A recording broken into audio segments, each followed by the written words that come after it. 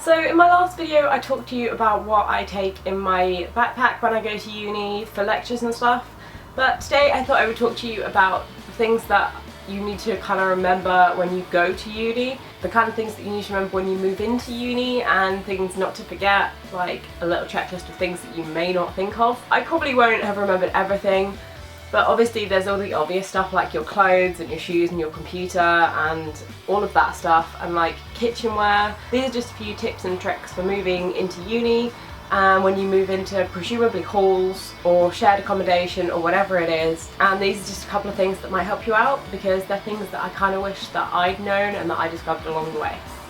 First of all, when I moved in, I knew absolutely no one I was living with, and I had no idea what any of them were even called. And it was only a couple of years ago that I went to uni, and as soon as we got there we all made a Facebook group and we all joined it together, but a couple of them had already got in contact with each other, and I actually thought that was probably a good idea. Maybe if you see if anyone else who is going to the same uni as you, see if there's a Facebook group, see if you can get hold of anyone you're living with so that you at least know someone when you move in and it's not like a massively awkward, oh there are like 12 people here and none of us know each other. Because when I moved into halls there were 17 of us and only like 4 or 5 people knew each other at all. There are 2 people who'd come from Norway and they'd already met, and there were 2 guys who'd gone to school together, and that was it. Someone else is a friend of a friend, and it's kind of it's really daunting moving in with 16 other people who you do not know at all. So it's kind of nice to see maybe if any of them are on your course and see if you can do stuff together. A piece of advice that I have is to read the recommended reading, because I kind of looked at it and there was a list of like 20 books, and I just thought, you know what, I don't really want to read 20 books, and I ended up reading them all across the year anyway. And I really wish I'd read them at the start of the summer, because I would have had a bit more of a clue about what was going on at the start.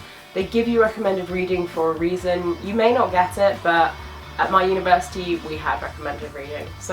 And some of the books weren't all that useful, but it's good to give you a grounding in your subject, particularly if you're doing something that isn't a subject you do at school. Obviously if you're going to do like English or maths or something like that, then you would have done it at school and you would have done it at A-level, but I didn't do computer science at A-level, and then I went off to do a computer science degree, and although I knew some stuff about computers, I should probably have read the recommended reading a bit earlier. One thing is to make sure you know where you're going, and this sounds kind of stupid when you say it like that, but my university is a collegiate university, so there are lots of different parts of it and it's all different colleges and they all have their own different car parks, and we had to go somewhere to pick up the keys to our rooms, and I probably should have looked on a map and found out where my block was, because I was just walking around without a clue where I was going. It was kind of a bit of a nightmare. In the end I sorted it all out and it was fine, and I just asked someone, but it's kind of good if you know where you're going in advance anyway. And also so you want to know where to pick up your keys from, and things like your student card, if they don't send them to you in the post and you have to pick it up when you get there, if they will give it to you straight away, or if you have to go to the student information centre, and if your parents are dropping you off, where they need to park their car, things like that. And also find out what your address is. You will obviously know your room and your block or whatever it is, but find out the postcode and the actual address so that your family can send you things, and if you want to order things online you can have them sent to you and you actually know where you're living. When I moved into uni, for my first year I was catered for breakfast and dinner from Monday to Friday. So I had to go to get food from somewhere, so kind of make sure you know where that is for one, and if you need a catering card and how that system kind of works. And also you do not need to be fully dressed to go down for breakfast in the morning. If it's 8:30 in the morning or even earlier, you do not need to be dressed. You can go in a onesie, no one will care, and comfy clothes are honestly going to be a lifesaver for you, because you are living and working pretty much in the same place.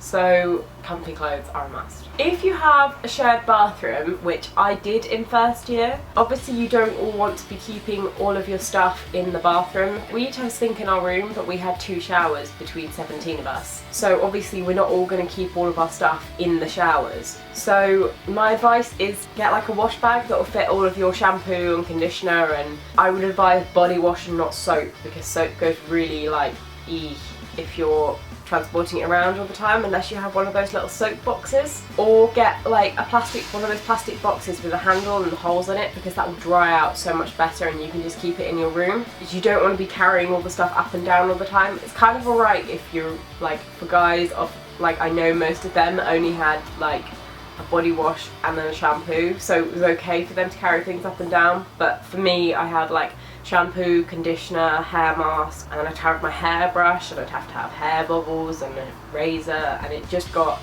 I couldn't carry all this stuff all at once. So get a little box or a little bag to put everything in.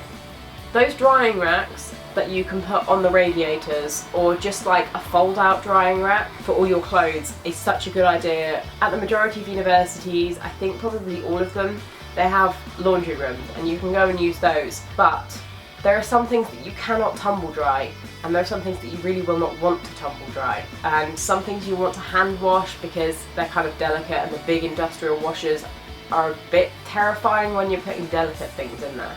So I would advise you to get a drying rack of some sort. I have one that folds out and it's got loads of little lines, and it's just from IKEA, and honestly it's so useful because you can actually just hang things out to dry. Your room will not be big, and that's why it's good to have one that folds away or one that sits on your radiator because it's out the way. Even though I had a single bed in first year, I got a double duvet because personally I like big duvets, but also when you move into accommodation in second year in the UK, most student places will give you a double bed, and then you're stuck with a single duvet in a double bed, and I would rather have had a double duvet in a single bed than a single duvet in a double bed. So I got a double duvet to start with because then you do not have to buy another one, or even if you don't have to buy another one, you don't have to swap them over at all. For all of your like cutlery and like mugs and things like that, and pans, anything you put in the kitchen, I put a little blue dot of nail varnish on some place on mine that I obviously wasn't going to be eating off or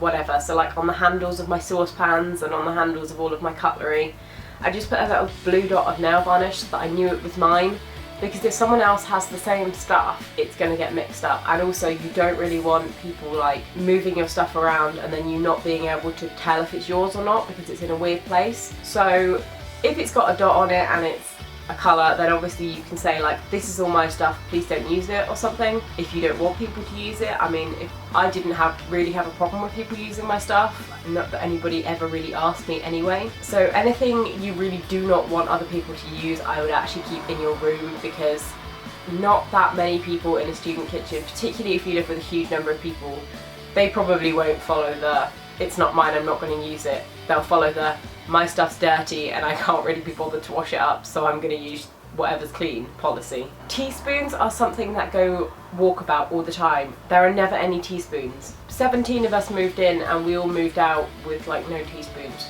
For some reason, they just all went missing. When you pack up your stuff, if you put it in boxes or suitcases or whatever, I had all my clothes in suitcases and everything else in like these plastic boxes, which I then put under my bed for storage because I didn't have drawers under my bed, and like on top of my wardrobe for storage.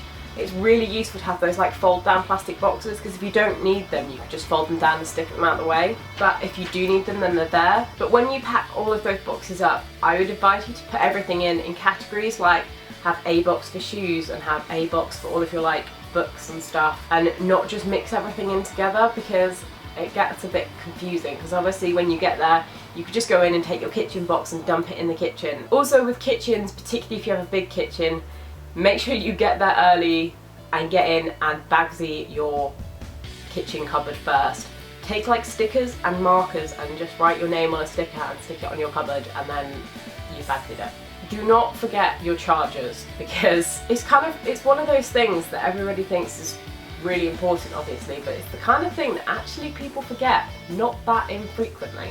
I often find myself in a place and I'm like, but I don't have my charger, and I don't know, maybe it's just me, maybe I'm just not very like with it on that front, but I'm always forgetting my chargers. When you move in, I don't know whether your parents will send you off with a little pack of stuff that you're gonna have, but do not forget to buy all of that essential stuff that your parents always buy you, like shampoo and conditioner and stuff like that, stuff that you don't really realise. And like if you have an ensuite or even a shared bathroom, I would advise taking toilet roll.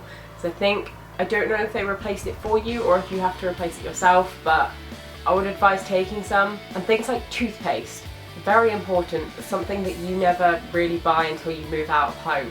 Onesies are possibly the best invention for university because they're so easy to stick on, but they're actually like you're almost fully dressed. So it's not like a dressing gown where you feel a bit like, it's actually something you could do up.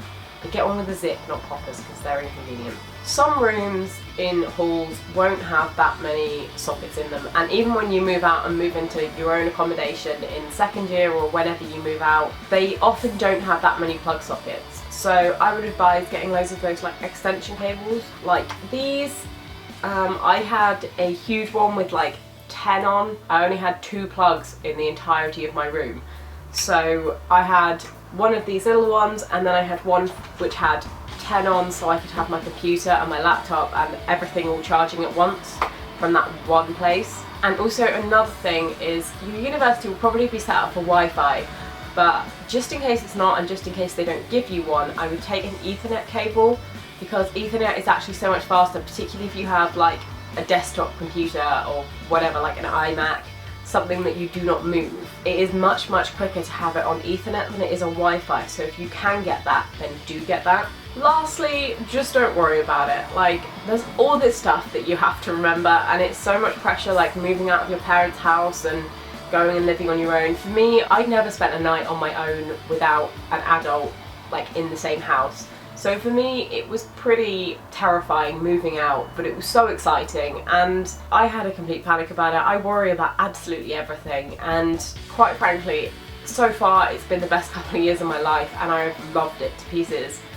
I completely love like looking after myself and having that freedom, and I get everything done still. So honestly, you can do it, but don't forget to call your parents every week, because they do worry about you. So just enjoy yourself, and I hope you have a great time if you're going to uni, and good luck.